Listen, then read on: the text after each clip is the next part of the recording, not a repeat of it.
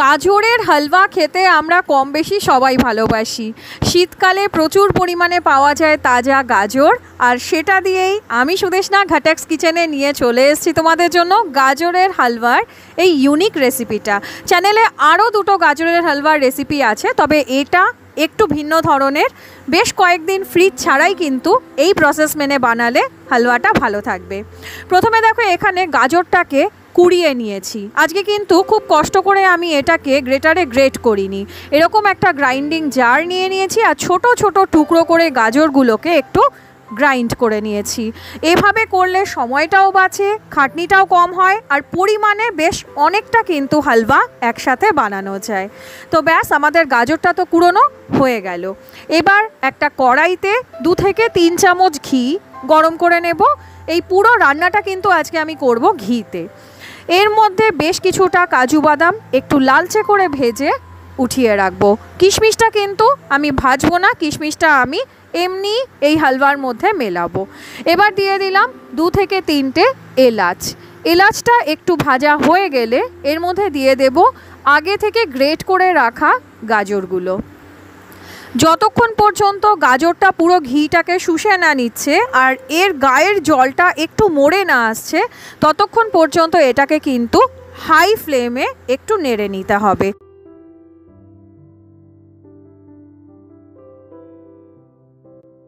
এখন মোটামুটি এটা থেকে জলটা খানিকটা টেনে গেছে। এই সময় অ্যাড করে দেব 500 দুধ।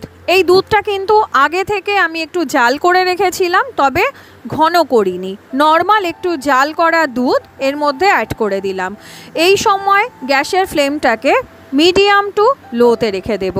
বেশ কিছুক্ষণ পরে পরে এটাকে কিন্তু নেড়ে দিতে হবে, না হলে তলায় লেগে যাওয়ার একটা সম্ভাবনা থেকে যায়। তো মাঝে মাঝে এটাকে আমি এরকম করে নাড়তে থাকবো। আর আজকে কিন্তু এই হালুয়াটার মধ্যে আমি ব্যবহার করব ঘরে তৈরি মাওয়া। চাইলে তোমরা কমেন্ট করতে পারো, আমি এই রেসিপিটা আলাদা করে শেয়ার করে দেব। বানানো ভীষণ সহজ আর প্রিজার্ভ করেও কিন্তু রাখা যায়। যাই হোক, কথা বলতে বলতে 1 চিমটি নুন আর 1 কাপ চিনি আমি মিলিয়ে দিলাম এই হালুয়ার মিশ্রণটার মধ্যে। যখন চিনিটা মেলাবো তখন কিন্তু এই জিনিসটা একটু পাতলা হয়ে যাবে। অল্প অল্প করে নেড়ে এটাকে মিশিয়ে নিয়ে আরও 1 কাপ চিনি এর মধ্যে অ্যাড করে দেব। টোটাল 2 কাপ পরিমাণ চিনি কিন্তু আজকের এই হালুয়াটাতে আমি ব্যবহার করছি। এবার যে ঘরে তৈরি মাওয়াটা বললাম সেটা 2 থেকে 3টে ভাগে এর মধ্যে মিলিয়ে দেব। আর গ্যাসের ফ্লেমটাকে এই সময় লোতে করে আগে মাওয়াটা সম্পূর্ণ মিশিয়ে নেব।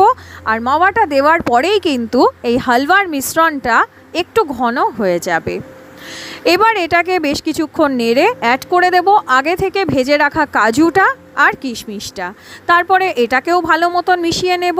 এই সময় কিন্তু গ্যাসের ফ্লেমটা একেবারেই লোতে থাকবে। আর এবার পুরো রান্নাটা কিন্তু আমি করব লো হিটে। মাঝে মধ্যে একটু করে নাড়তে থাকবো। আর কড়াইয়ের ধার থেকে যে দুধের সরটা জমে যাচ্ছে সেটাকে চেঁচে এর মধ্যে মিশিয়ে দেব। এতে করে এর স্বাদ কিন্তু অনেকটা বেড়ে যাবে। এবার 2 থেকে 3 বারে আমি 2 চামচ করে ঘি এতে মেলাবো। তোমাদের যেটা বলছিলাম যে এই গাজরের হালুয়াটা ফ্রিজ ছাড়াও তোমরা 2 থেকে 3 দিন ভালোভাবে রাখতে পারবে, সেটা কিন্তু এই ঘিটা মেলানোর জন্য। এরপরে আর একটু সামান্য দুধটা কমে আসলে বা এটা একটু শক্ত হয়ে আসলে তখন এটাকে আমি নামিয়ে নেব একটা সার্ভিং বোলে।